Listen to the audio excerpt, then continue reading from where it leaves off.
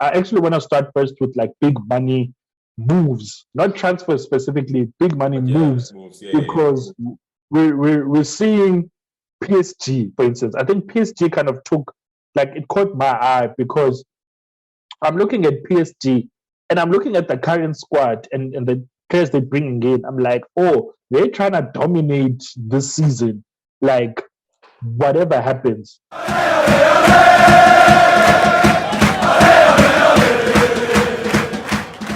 Thoughts? PSG winning the So, UCL next season so like I think with for these me, signings? PSG will always have the same problem, right? Their Mm, league is not competitive enough. So although you can mm, buy the world, you can buy the world's players, right? The world's players. By the time you get to the final stages, right? You literally have Man City who've been whooping the league properly. Like, although yeah. they're getting proper competition, they're whooping the league.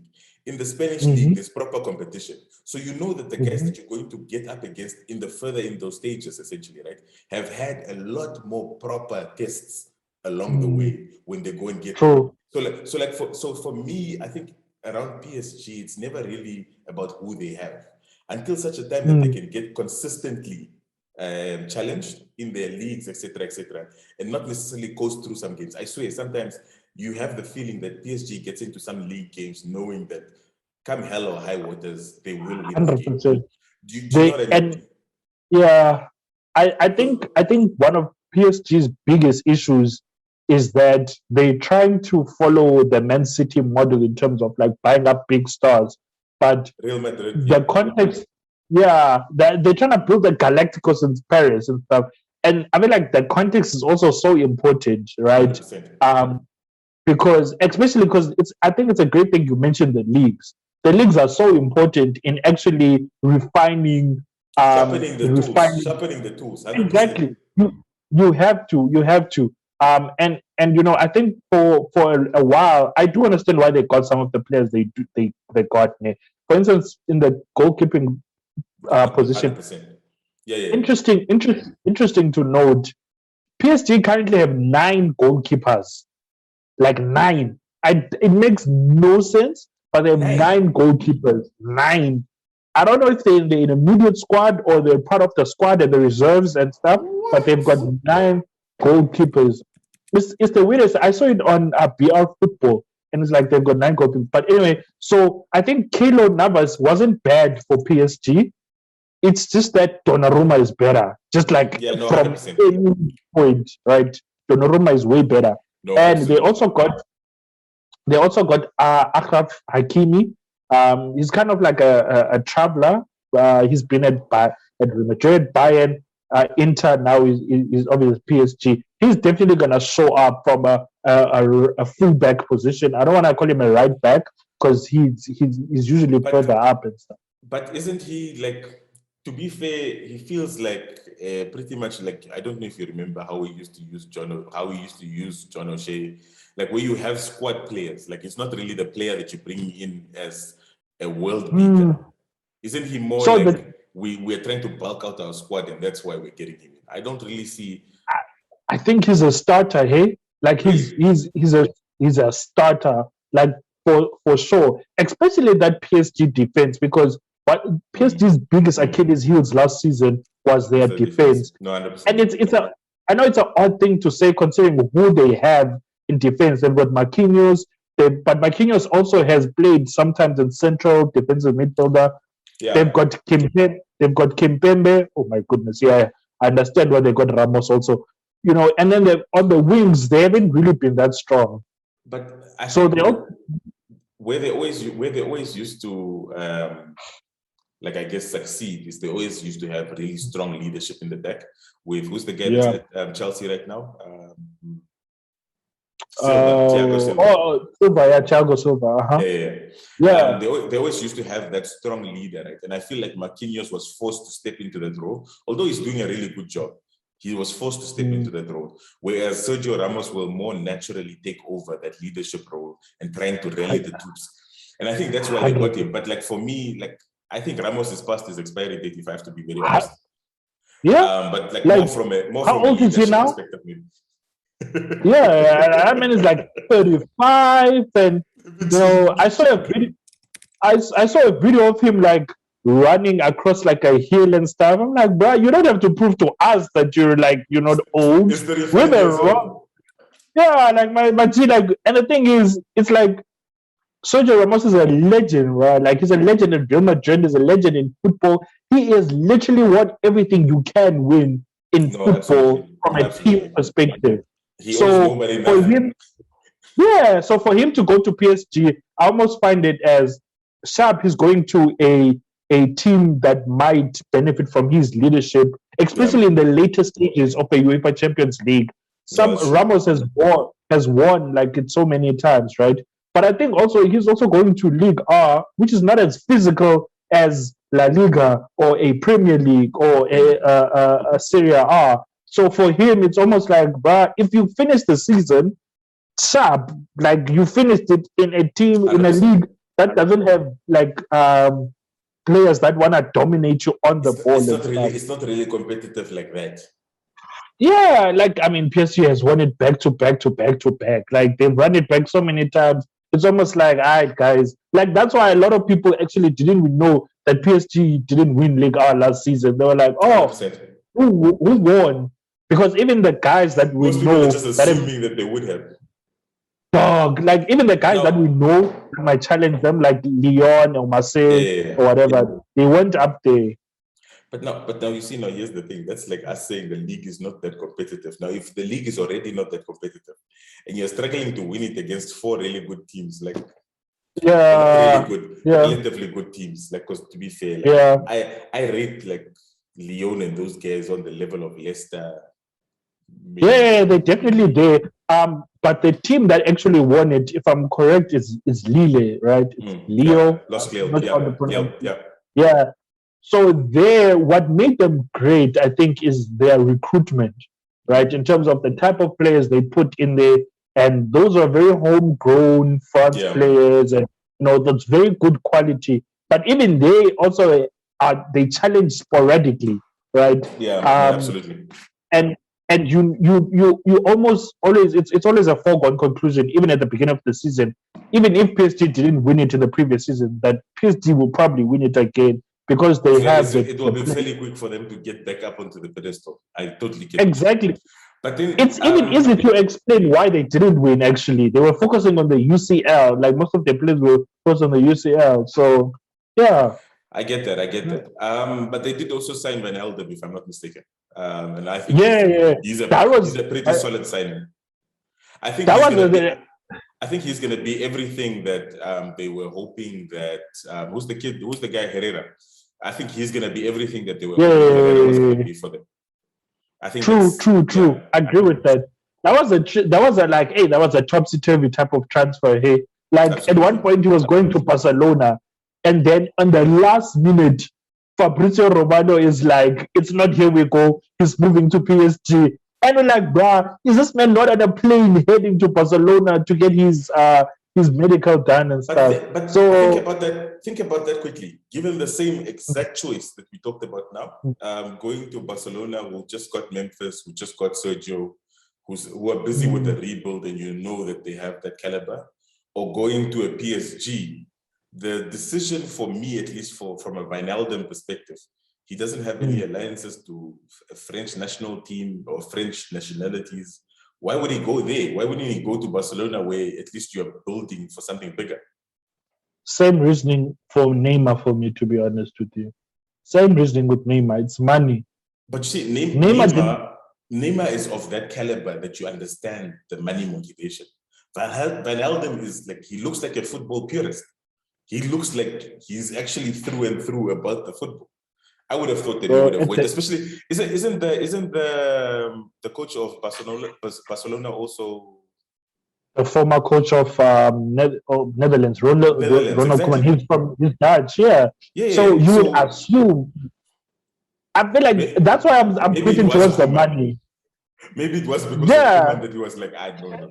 No, but it can't be, because I think when he was in charge of like Netherlands and stuff, he was performing well under Koeman. Yeah. And that's exactly who knew how to utilize it. That's exactly why I thought he would go there. But anyway, What other big money moves? What other big moves were they? Like, to be fair, okay, like we talked about all of the PSG ones that seem to be like Even relatively big. Barcelona. Barcelona Barcelona's only also got. Okay, so Barcelona got the two guys. They got Depay and Aguero, who Aguero.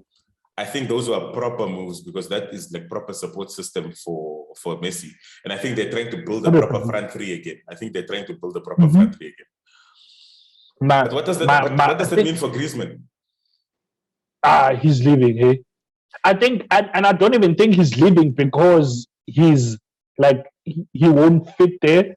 I just think he's leaving because Barca are like, your salary and your contribution, they're not making sense. Like we're paying a lot of money each year, and Barcelona even cut Messi's salary, so they're obviously looking at they cut it by half, but then I think it's being like it was adjusted with the incentives and stuff. So Messi's still getting, I think the what's the loyalty bonus that he used to get, and he signed for 5 years. So obviously they were like, we at least want to get something from you. Like we want to at least sell you like for something, not for free, like he was gonna go for. So what I've heard about like Griezmann, he's going to back to Atletico, and Barcelona are getting sold Niguez. So I think that could be like a dope transfer for all parties involved. Sometimes, honestly, dude, and I think we can relate from life in general. Sometimes you must just go where you are loved. Do you know what I mean? If you go where you are loved, you just start flourishing. Your confidence is this is my neighborhood. Do you know what I mean? And he was the main guy. Exactly. Whereas when you went to Barcelona, obviously there you're in the shadow of quite a few players. So I totally understand. And the biggest shade of all is Messi, right? Like no one goes to Barcelona and they cast a shade next to Messi. Like it's impossible. So it's impossible. But moving on over quickly to the Premier League, Liverpool also signed Ibrahima Konate from RB Leipzig. So I saw that, right? And if I have to be very honest, I don't know this kid from anywhere. I literally don't know him. So you're definitely gonna have to tell me a little bit about it. But like I think in terms of position, it absolutely makes sense that Liverpool would be looking for a centre back. Yeah. So Liverpool. So obviously they have Joe Gomez back, they have Van Dijk back, they have Joe Matip back, but now they were looking for like a fourth guy, right? And the conversation was and they also have this other kid that they signed, I think from Swansea or something. Forgot his name. I think like something Phillips. But he's almost like the fifth choice or whatever. So I think Ibrahima. Yeah. So I think Ibrahima Konate definitely feels a certain, like he ticks certain boxes, right? He's young, right? I think he's like 22 or something. He knows how to play the ball, like he's a ball player, especially under the coach at RB Leipzig. That's how they play the ball around from the back, right? He's also got the physicality to withstand a full season in the Premier League, right? And whatever happens, at 22, he's for the future. So potentially they could sell him for more in the future, right? So that's also another potential. So I think for me, he kind of ticks all those boxes. I'm like, like it makes sense. That makes sense. Signing for them. That absolutely makes sense. It's a good signing for them. But like I think for me, the really big one was when you look at this transfer window relative to most other transfer windows. I don't know if it's because of COVID, because like there wasn't too many fans in the stadiums, but it feels like it feels like there's a lot more free transfers happening and a lot more low budget transfers happening. So like for example, Sancho was going to come to Man United for 150 million or 125 or whatever it was, and now it's next to nothing. Exactly. So do you know what I mean? It's such a, I feel like it's such a time warp for us because we use such big money transfers, or rather we've been used such big money 100%. Transfers in the past season. One thing I've noticed, especially in like some of the analysis and some of the comments that are made by some of the not just the coaches, not just the managers, but also the like directors of football and stuff, is that it's not like when they're negotiating the transfer, especially now, it's less of a conversation of how much are you guys paying upfront, but how much are you guys willing to take now, and then we'll pay off the other amount of in money installments or in whatever the it is. long run. Exactly. So I mean, 100%, I see besides the bonus fee, because I'm sure like Sancho, like Borussia Dortmund is going to be receiving money I know, from 100% Sancho for sure. if Sancho hits certain targets or whatever. But it's also about like how much can a team afford right now. So a team might be able to pay, even Man U might be able to pay like, we'll pay you guys 40M, right? And then in the next 2 seasons, we'll pay you 10M per summer. If and then there's also still conditions. If we sell him before then, Clauses, for his etc., contract is etc. up, and exact. So all those kind of things kind of factor into that. Add up. But I feel like those things have almost been necessitated by the economic conditions currently. Like No, it's 100%. crazy. I saw it with Ben White. Currently, like Arsenal launched another bid, and that's been the sticking point. It's how much are Arsenal willing to pay For upfront that, now? yeah. I see. Exactly. So it's not really the total amount that we're agreeing on, but rather how much can I get right now so that I can go and broker some other deals right now. It's not really about Exactly. the long. It's not really about the long term. And it's so crazy because like when Pepe got signed, he was called an installment player because of how his deal was structured. Like Arsenal were paying are paying it off, like we're paying it off like yearly, right? So they paid the initial amount of like I think 30 to 30 something million, which I think at the time was actually his true value. But then because of whatever negotiating was happening, it was said to be 72 million, but the rest of that amount was going to be paid off in like 10 million installments across a couple of So now I'm like, look at that. Now it's become like a norm. Like everyone's doing it now, but like we were laughed at, talking about he's still playing with that 10 million. When he gets, he'll get paid better or whatever. 100%. Crazy times. But yeah, like I mean, to be fair, like if I have to be very honest, the transfers that we are seeing right now aren't necessarily the headline transfers that we are used to. It's very low key. It's very, what's the most efficient way that we can quickly plug some holes, long term. So trying to buy younger players. I actually like the way that I like the way that this is going. Sorry, I actually really like the way that this is going for the most part. So yeah.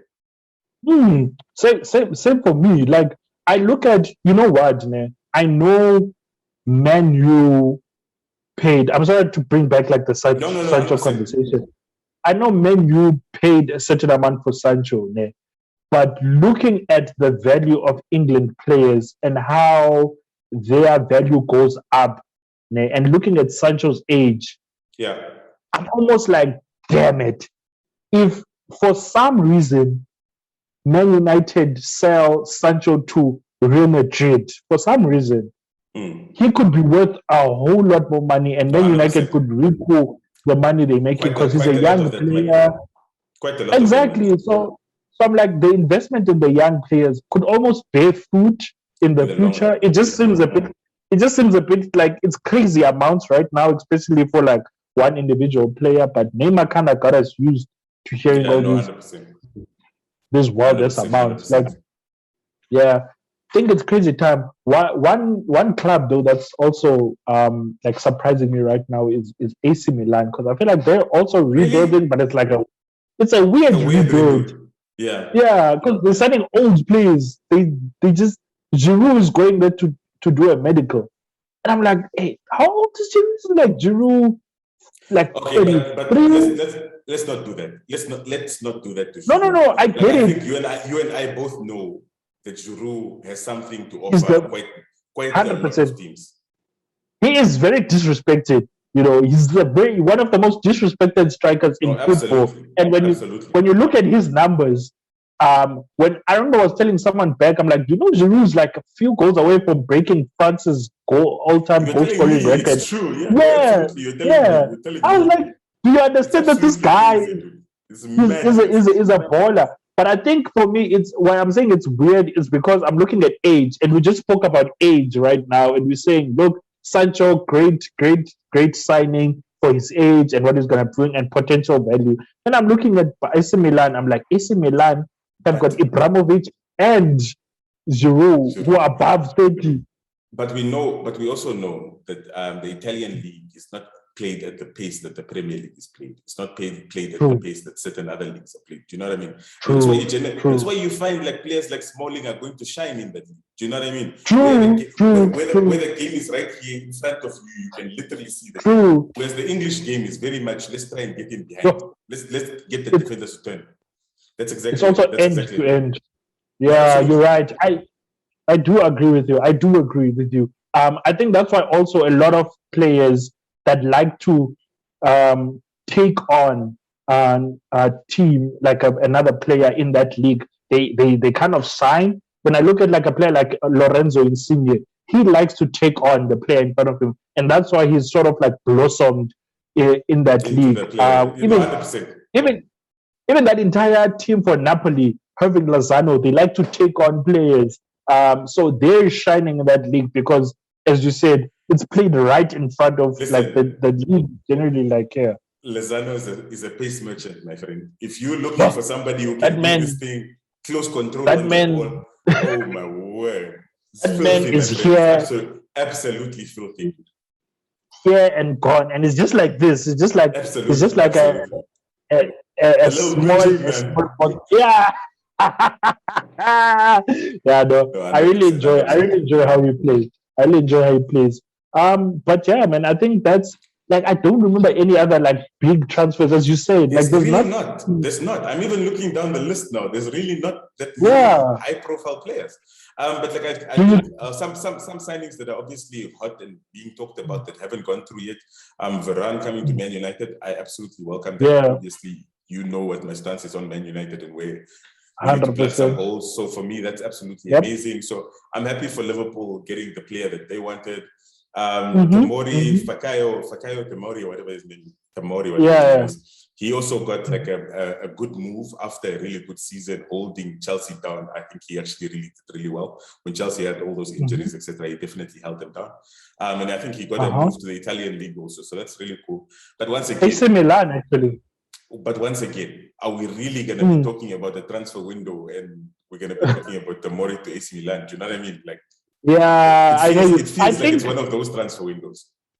Yeah, you know what? Let me ask you this question, because now preseason is starting. For a lot of the clubs, right? A lot of the teams some of the teams don't have some of their players who are in the Euros or Copa America pack, but preseason is starting. Do you think that managers are first waiting to evaluate the players they have and then being more aggressive in terms of transfers? I think there's just not money, man. Like, if you have to ask my honest opinion, Man United, especially considering the struggles that we've had, not closing the deal on Sancho last time out, money. There's so many big, high-profile names that are being talked about at various clubs that for some reason this time the conversion rate was a lot less than it normally is. Do you know what I mean, for these clubs? And then you kind of start going, these clubs are really trying to push the envelope with their negotiations, trying to bring these clubs down. And even if you look in the news, for me, the really big thing is the difference between the valuation by clubs and what clubs are willing to pay as their entry-level bids. The gap is very massive. Is very massive. You know what I mean? So that's kind of where you start going. Obviously, something has shifted. Our pockets are not as deep anymore. So now we're starting to look at Woolworths and going, this shopping at Woolworths really cost effective. Do you know what I mean? Let's go to Pick and Pay. Let's fix our situation. Do you know what I mean? And that's essentially the sense that I'm getting from these clubs. You might find a good deal at Pick and Pay, not knowing that you might find a good deal at Pick and Pay. I think like a lot of, I think currently what we have with transfers, we have a seller's market, right? No, and I mean by seller's market because the clubs now, and it's okay. Let me not say that as a generalization. Don't you mean a buyer's market? Because right now the guys who are buying. True. Sorry. Demanding because everybody doesn't have money, so now everybody can lowball each other and go, okay, we're not willing to pay that because we all know everybody's scrambling for that initial money so that they can go and unlock some other deals. So 100%. You know what? My mistake. It is a buyer's market. You're right, because now my mind is just shifting throughout the leagues, right? Currently, if a team was to go to Barcelona and we say, bruh, we've got 35 million, we want Griezmann, there would be a conversation. They would listen. There would be a conversation, 100%. Absolutely. While in the past, Barcelona, because especially if a player is not strategically important for a club, right? That's why you understand why Barcelona was so like when they saw Messi was trying to leave, they were like, because they know what Messi means for sponsors. Yeah, for sponsors, for the league, for just the entire team, and even attracting players, right? But when you look at Griezmann is an important player, but he's not unsellable. Like he's not like the team doesn't crumble if Griezmann, leaves. They can absolutely leave Messi out. They can absolutely leave Messi out on the left. Now they have Memphis, they have Fati if they want to, they have Aguero, they have Memphis who they can play in the middle if they want to. So they have more options now. So Griezmann is really, especially after this Euros, if his performance in the Euros was a lot more convincing, then at least he's still putting up a fight for this position. But even this performance 100%. After the Euros, you're just like, nah, bruh. But because the Euros is such a, like, I'm glad you brought up the Euros because like a lot of the international competitions are usually such window dressing situations for a lot of players, right? Because we saw a lot of the players, because right now I've been following the Denmark team because I'm like, damn, I really like this team. Like some individual players really stood out. Damsgaard, for instance, is being wanted like all over, right? Vestergaard also. So even Granit Xhaka went into the tournament. I mean, he wasn't a bad for Arsenal. In fact, he was the most consistent. He was doing a lot of good things well. But when you look at him in the tournament, he's a foundational player. He does the foundations. He gives you a platform to work off. He gives you a platform to work off. You need to build on top of that. Exactly, and that's where I think Mourinho was like. I think in the tournament, Mourinho then saw him and was like, "Oh, brother, we need to emphasize getting the player because not only is his foundation good, but his leadership is good also." You saw he was there in the huddles speaking and all those kind of things, and that's what you use those tournaments for, to see how does a player like play in different situations. I think we'll do a video on this, but like I really think, and like I mean, every time when Mourinho goes to a club, people generally try and speculate for how they think he'll do at the club. But if you look at the Roma team and you actually look at the players that they have, honestly speaking, maybe 2 or 3 seasons ago, Mourinho would have handpicked some of those players himself.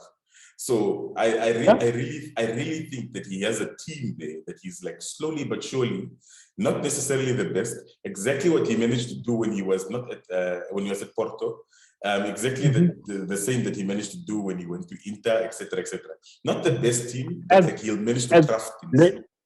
Let me ask you a question as a former Man United player.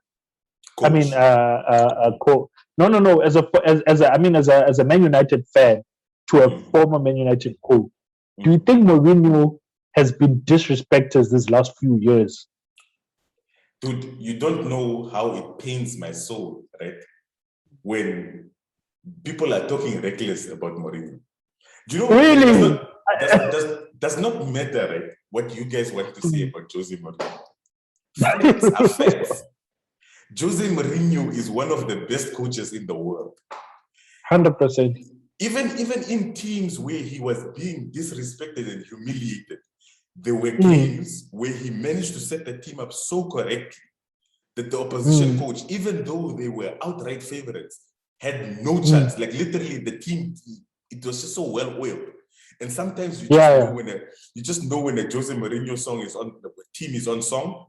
You just know he's gonna snatch one ball and he's gonna shut it up. He's gonna throw the key so far away. You're gonna have to say such dude. I'm telling you. I definitely agree. Let me give you one example. I think it was like 2 or 3 seasons ago when he was still there. But in the height of Man United being as trash as they were, there was a game that Liverpool came, right? And Jose Mourinho had them literally picked off strategically. Man to man, their team was a lot better than our team. But Jose Mourinho finds a way. He finds a Yeah. way. There was a time where we True. used to use Herrera as literally a man marker. He used to man mark players out of the game. There was times where even Hazard used to struggle. Herrera used to be put on shut down. It's like literally levels. Stage 5, load shedding. There's nothing happening. You know what? I think Mo. I think Mo is almost a victim of the era that we're in football, because we're so used to attractive football, right? And Mo is like, football is a game about winning. If I manage to score a goal and then I lock it up, did we not win? Because even as a fan, you might 100%. And the thing is, I feel like Mourinho is almost unfairly judged. He's almost unfairly judged because let's look at Ole Gunnar Solskjaer's previous season, and I'm not sure if it was Mourinho's last season or not, where he won the so-called poor man's treble, right? Poor man's treble. Jesus. No, Chief. No. Why are you guys what was it? This? No, let's be fair. It was the Europa League. I think it was also the Carling Cup. And then it was also, I forgot, it was something else also. Nonsense something. Yeah.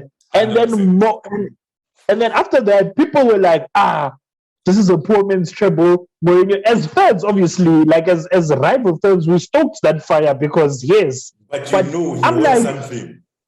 I'm like, Mourinho won trophies, bro. Like, even with Spurs, Mourinho took them to a final, and I'm like, bruh, Spurs went to a final of a League Cup.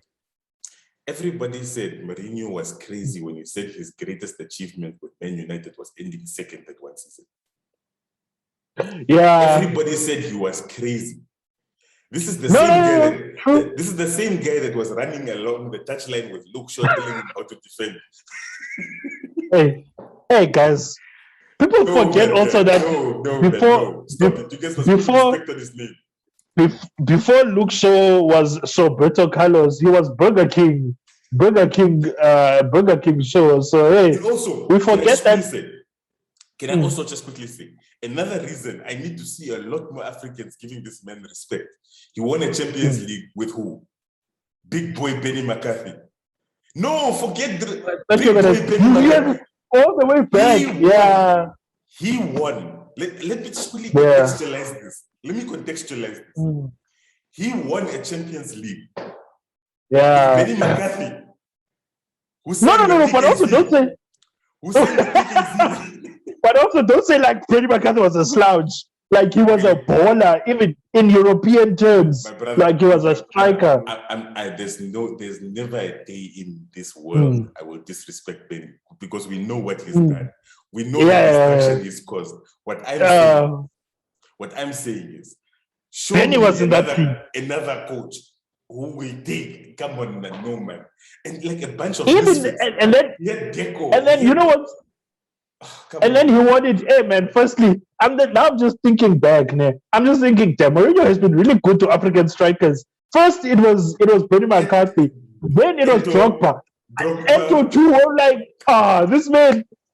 This is the second coming. Honestly, Mourinho is responsible for more Champions Leagues on the African continent than any other coach. True. Let's just taking to it. But yeah, just generally, I think just to sum it up, I just think Mourinho is very much disrespected because of the type of era of football we're in, because people have such expectations of how a team should play football, and I'm like, that also is a type of football that he plays, and it's an efficient type of football. Like Mourinho sets up his team not to lose, but also to score goals, right? That's why he has like attacking midfielders as part and parcel of his teams and stuff. So guys, here's the thing. Mourinho plays efficient football. Mourinho does not, he's not here to be overly elaborate. He's not here for Yeah. he's here for stop the goals from going in here, right? Yeah. And try and score one goal more than your opposition. That is what Mourinho is 100%. there for. If the final whistle goes and it says Mourinho's team has won, he's achieved his objective. That is football. And that is football, my brother. Preach. Speak life into it. Speak life into it. Nah, man. Like we've seen some. That's also such an interesting thing. Like talking about the managers and stuff and the type of style of football that managers play right now and contrasting it. But I think you mentioned something that like it caught my ear when you spoke about how when Mourinho was second place, and he saw that as a big achievement. And then now I'm thinking when Wenger was like, yeah, fourth place is like a trophy. Exactly. I'm like, exactly. Back then I was like, the disrespect of this man. How dare you say fourth place is a trophy? Now I'm like, my brother, please, third, fourth, anything at this point, you know. Fourth place. Dog. Like, yeah, but then also I think our expectations of Spence have also just like gone up and up and up and up. But you see, this is exactly why. This is exactly why when you asked me in our first video, right, whether if Solskjaer didn't win a league this season, a trophy this season, whether we would consider it a failure, and I said no, because my brother, honestly speaking, we have to be realistic. Also, it's kind of like going Arsenal after losing their first. After losing their first preseason game, now all of a sudden we must go. The team has no direction, but we know the team is building. Do you know that? Yeah. True. I hear you. You guys ended off a season with no defense, but now all of a sudden we must come into the next season expecting that you guys are gonna win what? Yeah. Look. Even Liverpool. I think their fans are sadly mistaken if they think that Van Dijk is going to come straight back in and be the Van Dijk that they used to see back then. I think they're properly mistaken. Who's this guy? Matip. Honestly speaking, the reason that they were cooking like that, right, was muscle memory. They hardly had changes between them. It was the same players all the time, playing the same, like getting consistency, understanding where everybody is. Now you've been out for a while. You think football has changed. There's now kids like Greenwood who's kicking left and right, kicking rockets. Do you know what I mean? Times have changed.